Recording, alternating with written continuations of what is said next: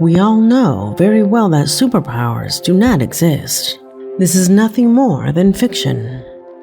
However, history hides stories of children who were born with strange abilities, real stories that have remained forever as unsolved cases.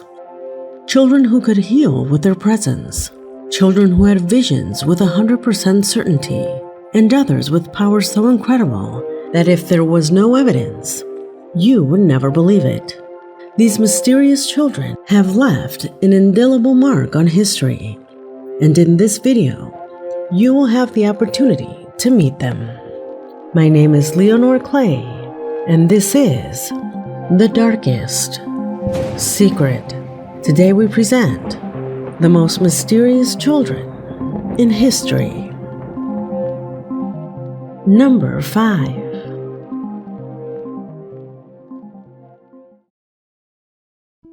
Let me remind you that each of the stories that you will hear about here are considered real and widely known. Until now, most of them still have no explanation. We start this video with an amazing case, to this day never solved. A fascinating story that began on a beautiful, bright August afternoon in 1877 in the tiny Spanish village of Banjos.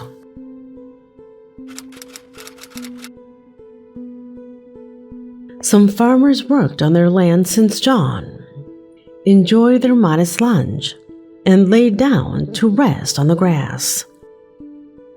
Suddenly, there was a thunderous shake that disturbed the tranquility of the afternoon. Frightened, the men began to explore what had happened, and after a while, they came across an entrance to what appeared to be a large cave on the side of a nearby hill. It was there that upon entering, they found themselves face to face with two children, barely 8 years old. Their skin was almost green. They were crying uncontrollably, and they spoke a language that no one understood. Obviously, they left the farmers extremely surprised. The little ones, a boy and a girl, slowly advanced toward the astonished villagers, who observed their unexpected presence in perplexity. The young visitors' clothes were made of a transparent material, and their skin was very peculiar. Sometimes it would sparkle in the sun.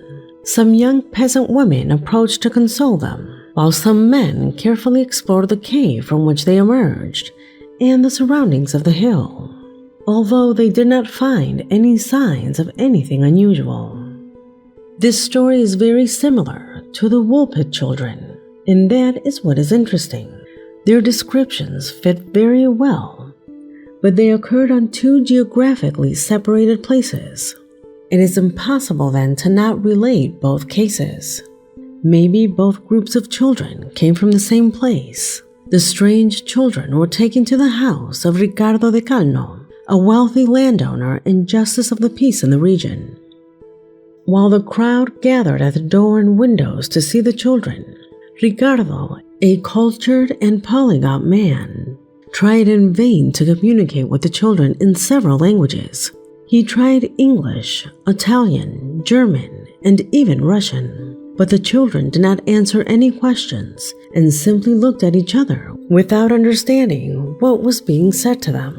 Meanwhile, his wife and some neighbors tried to win the affection of the young strangers. Over time, the children calmed down, but when Ricardo took the girl's hand and tried to remove the greenish tone from her skin, she recoiled in terror and began to cry again.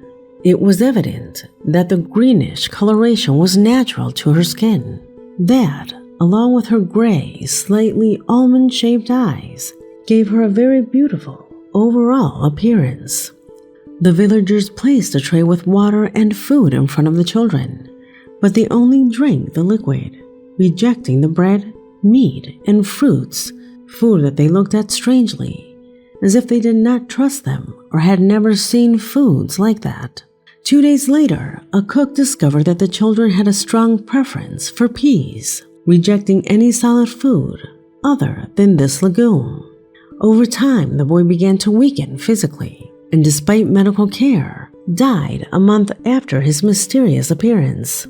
The judge's family adopted the girl, who over time stopped being the center of attention. Her skin became lighter. Months later, she spoke enough Spanish to explain hers and her unfortunate companion's origins. Apparently, and according to the little girl's story, both had arrived from an underground world without light, located in the center of the earth. Near their home, there was another world full of light separated by a wide and mighty river. One day, while they were near that river, they heard a noise and were caught in a whirlpool that took them to the cave where the villagers had found them. The girl died 5 years later from unknown causes and was buried next to her unfortunate companion, following Ricardo's instructions. This strange and incredible story was supported by numerous testimonies from respected people in the town. Is the story the girl told true? And will it have any relationship with the already popular story of the Woolpit children? Some researchers suggest that there could be a technologically advanced civilization that has lived inside our planet for thousands of years, as there are reports of entrances to caves or caverns that could lead to the underground world. In the realm of the unknown, anything is possible. Even this strange event could support the theory that when Atlantis was destroyed about 12,000 years ago, a group of survivors took refuge deep inside the earth and still remain there, possessing advanced technology and occasionally emerging to the surface, which we call UFOs. Who knows? Maybe this is the explanation for all the extraterrestrial events that have been experienced recently. As you can see, a sea of theories and hypotheses have been arisen as a result of the encounter of these children with our world. Number 4.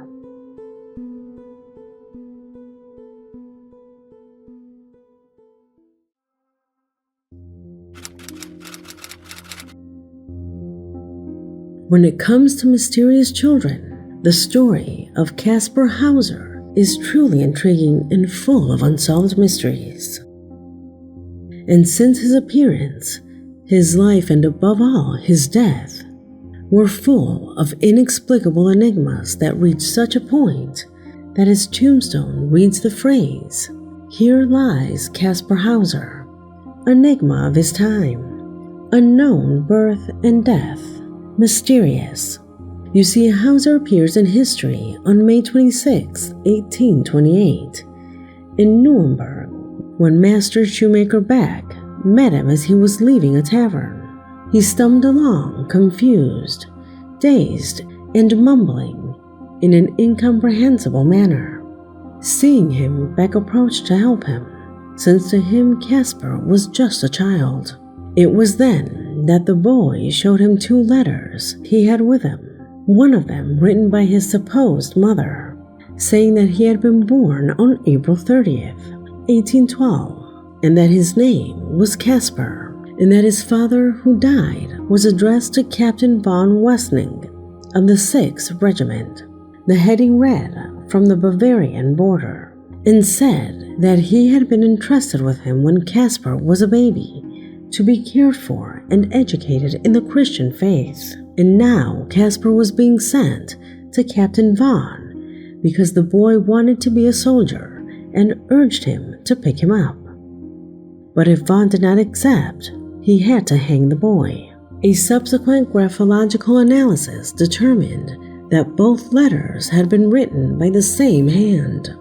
Shortly after arriving in Nuremberg, Kaspar remained in the custody of Mayor Andreas Hiltel, and it was then that the boy began to tell part of his story. He said to have lived in a dark place and to have slept on straw, that a man left him bread and water, but sometimes it tasted bitter, and it was on those occasions that he used to wake up with his hair and nails cut. The man, whom he never saw, taught Kaspar to write his name and how to walk. Additionally, the stranger allegedly taught the boy to say the phrase, "I want to be a cavalryman like my father was," a phrase that incidentally was pronounced in an old Bavarian dialect. In the end, the authorities handed him over to the schoolteacher, philosopher, and poet Friedrich Dahmer. With occult interest, Dahmer tried to shed light on the boy by doing homeopathic and hypnosis experiments, which were very fashionable at the time. On October 17, 1829, Dahmer found him wounded in the cellar of the house. He said that a hooded man had tried to kill him. Dahmer did not believe him. Dahmer had a suspicion that Kaspar was a boy with an undisguised tendency to lie and exaggerate. When the boy could not clearly justify the alleged attack that he had suffered, suspicion became a certainty. The teacher thought that it was Hauser who had injured himself. Since he appeared, rumors about his origin have not stopped. Some said that he was a wild child, others that he had a princely origin associated with the noble house of Baden, and others considered him a trickster. In 1830, we find him living with the Bieberbach family, where on April 3rd, he suffered a mysterious accident with a pistol that accidentally went off and wounded him on the right side of his head. The authorities took action again and assigned him to Baron von Tucker as his new foster home, who was quick to complain about Hauser's vanity and lies. In 1831, the case attracted the attention of the English philanthropist Lord Philip Henry Stanhope, who requested custody of Kaspar. Stanhope spent large sums of money trying to solve the enigma of his origin. He believed he had Hungarian origins because Hauser remembered some words in that language. He dedicated himself to investigate even the smallest indication that Kaspar himself told him, such as when he said that the Hungarian Countess Metheny was his mother. Everything was in vain. Years passed, and one day, December 14th, 1833, Kaspar came home with a wound on the side of his chest. He said that a hooded man had attacked him in a park after school, but that he had left him a letter. The envelope was purple, and inside there was a message that could only be read in front of a mirror. Its content revealed Hauser's origin, the Bavarian border, and that the initials of his name were MLO. However, this did not convince anyone. The Court of Inquiry suspected that he had written the note himself, since certain grammatical errors, typical of Hauser, appeared in it. Therefore, the court concluded that Kaspar had stabbed himself, an action that finally ended up costing him his life on December 17, 1833, taking with him an existence full of errors, inconsistencies, lies, and enigmas that to this day are remembered. In fact, the memory of Kaspar Hauser still remains unchanged. In the garden of the residence Ansbach, where a column reads the phrase, "Here a mysterious person was murdered in a mysterious way." Number 3.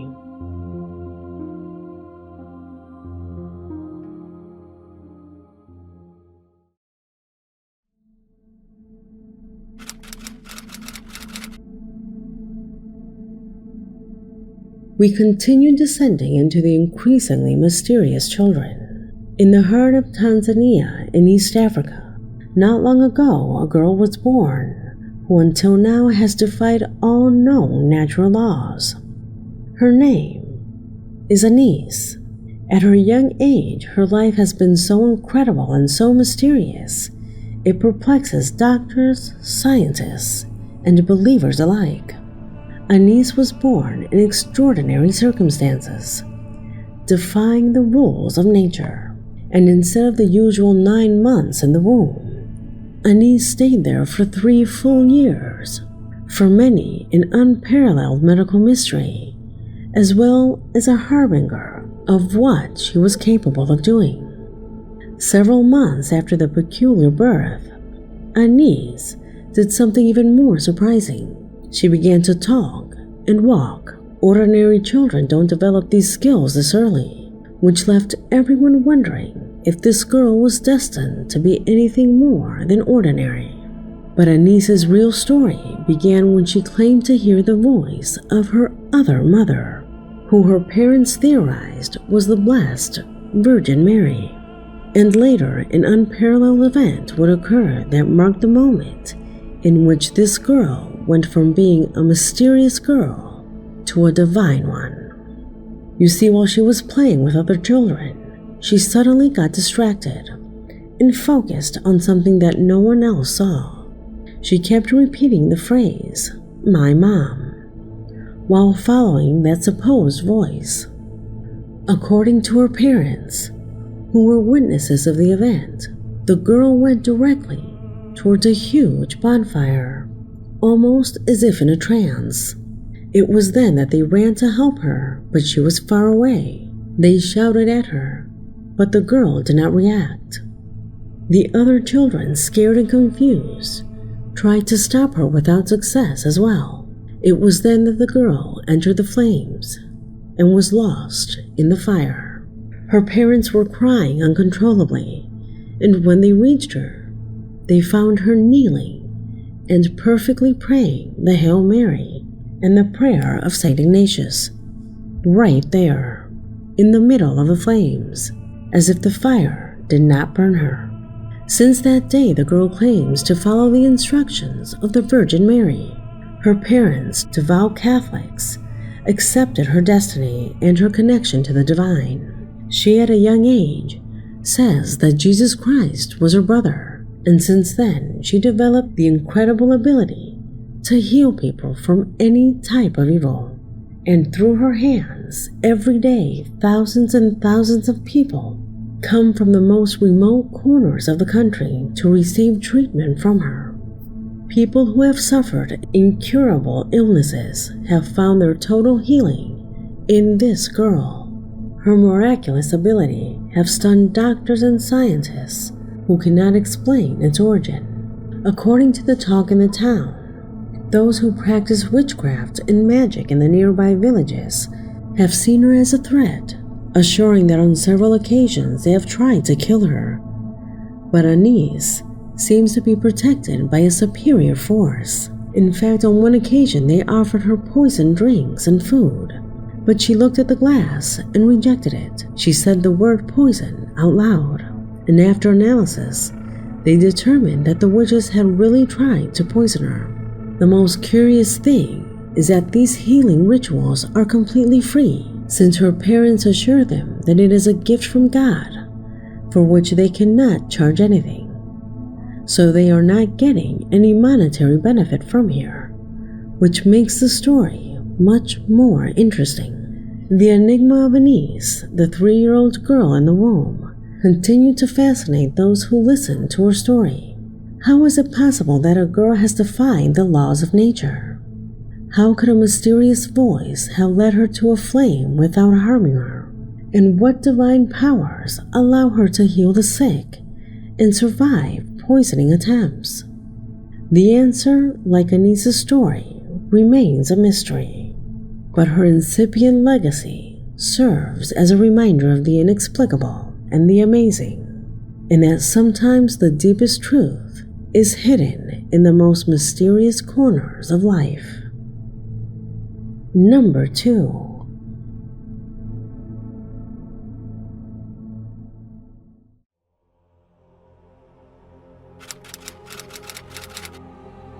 For scholars on the subject, the discovery of special children is not new, and the result of past studies already showed files of minors whose gifts and lives became legends of the society of the time. A clear example of that lies in the mysterious story of the healer boy, or musical boy. The boy in this position became famous during the 19th century. In a remote village in Greece, nestled among green hills, there lived a boy named Andreas. Since his birth, Andreas was surrounded by mystery. According to his adopted parents, they found him one stormy night, abandoned in a forest near where they had their farm. Somewhere in the region of Arcadia, the child lay wrapped in a dirty, worn-out blanket, crying and all wet from the rain. Andrea's adopted parents, a villager couple, welcomed him with love and care.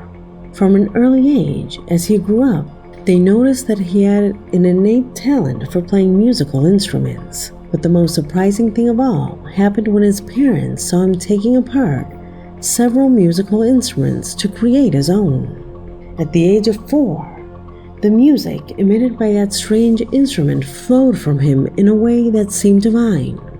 It is believed that the notes that the child played had the power to alleviate the suffering of the sick, and on some occasions, eliminate illnesses by 100%.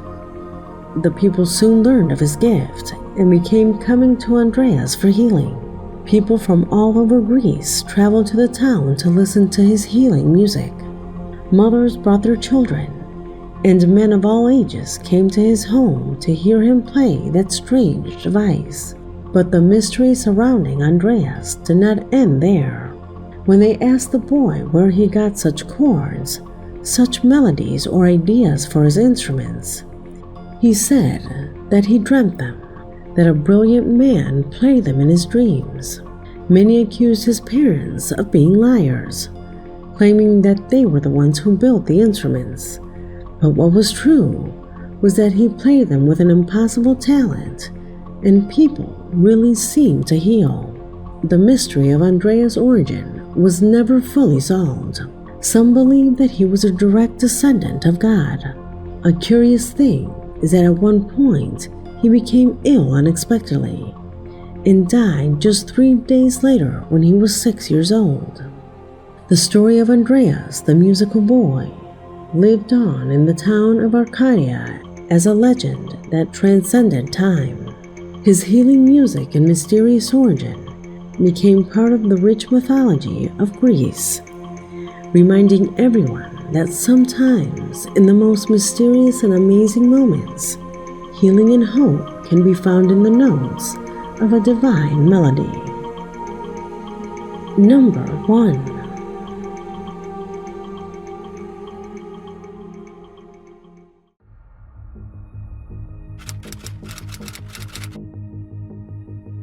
The case that ends its footage is given by what for many is the most fascinating and mysterious story of gifted children on record. In a remote village in India, an extraordinary child named Akrit Jaswal was born. From an early age, Akrit displayed an astonishing intellect and an insatiable curiosity about the world around him. At the age of 4, he had already read medical books that perplexed adults. The child Prodigy was especially fascinated by medicine and the power to heal. At the age of 7, Akrit witnessed a surgery at the local hospital, and to everyone's amazement, began to explain the surgical procedure with an accuracy that left the doctors speechless. From that moment, they knew that Akrit had a special gift.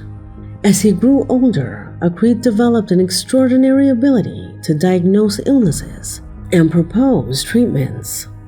Not only was he an academic genius, but he also had unique medical intuition. The people of the village began to come to him for help when they were sick, and Akrit never let them down.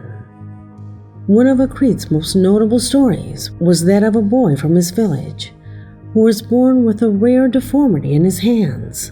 Local doctors had tried unsuccessfully to correct the deformity, but Akrit immersed himself in studying similar cases, and at age 11 performed successful surgery to correct the boy's hands. This medical achievement launched him to fame in India and around the world.